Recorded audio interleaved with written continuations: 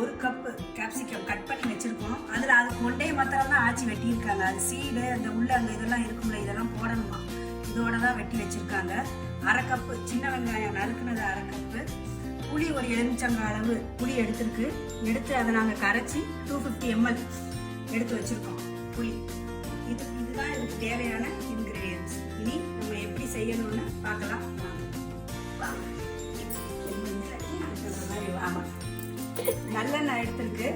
நல்லெண்ணெய் பாய்ச்சி விடுவாங்க.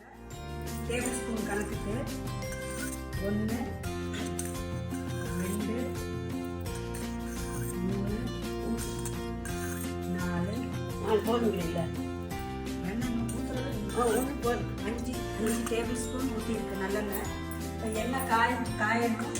காய்ந்த உடனே அதில் கடுகு உளுந்தம்பருப்பு போடணும்.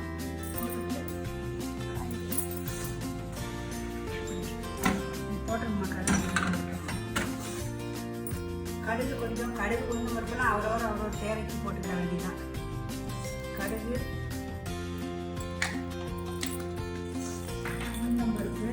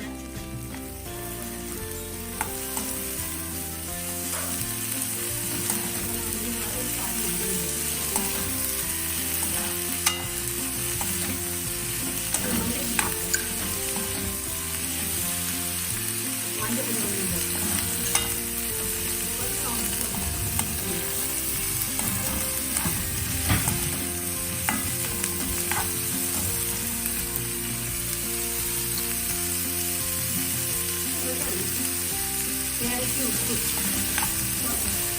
ஆச்சி டீ வந்து ஹை ஃப்ளேமில் தான் இப்போ வரைக்கும் வச்சுருக்காங்க. டீயை குறைக்கல, ஹை ஃப்ளேமில் தான் இருக்குது. ஆனால் அது மீடியம் இது பர்னர், அதுக்காக பெரிய பர்னரில் வச்சு பதப்பதான் எரிய வைக்கிறாங்க. மீடியம்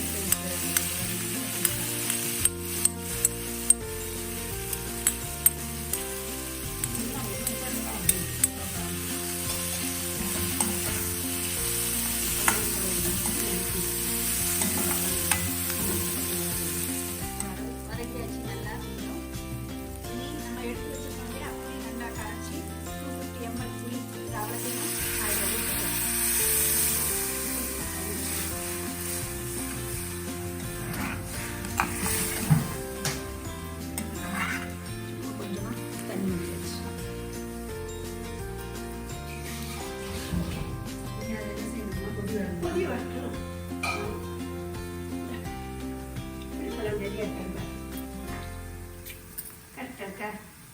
உப்பு போடணும். கொஞ்சம் உப்பு போட்டு ஏன்னா புளி ஊற்றிருக்கோங்க.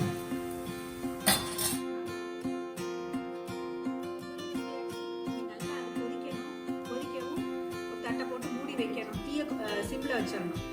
வச்சு நம்ம வழக்கமாக உள்ள மாதிரி அது நல்லா வெந்து சுருண்டு கொஞ்சம் வதங்கி எண்ணெய் விட்டு வரும். அது வரைக்கும் வெயிட் பண்ணணும்.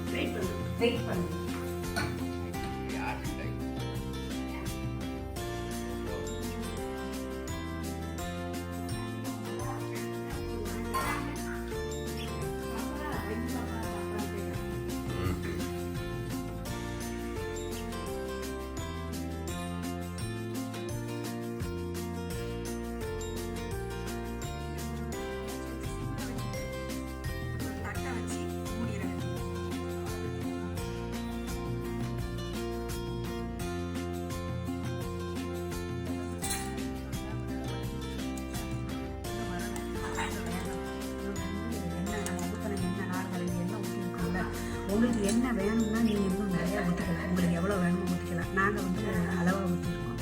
இதுவே அதிகமாக இருக்குது. இதுவே அதிகமாக இருக்கும்.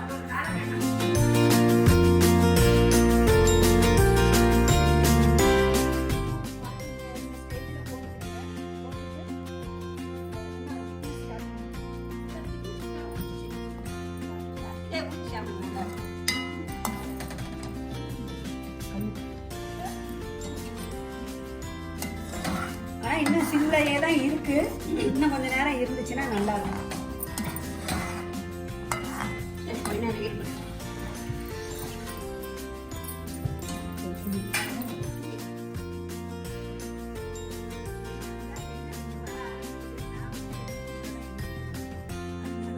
நல்ல வாசம் வந்துருச்சு. இந்த கேப்சிகமோட ஸ்மெல்லு வந்துருச்சு.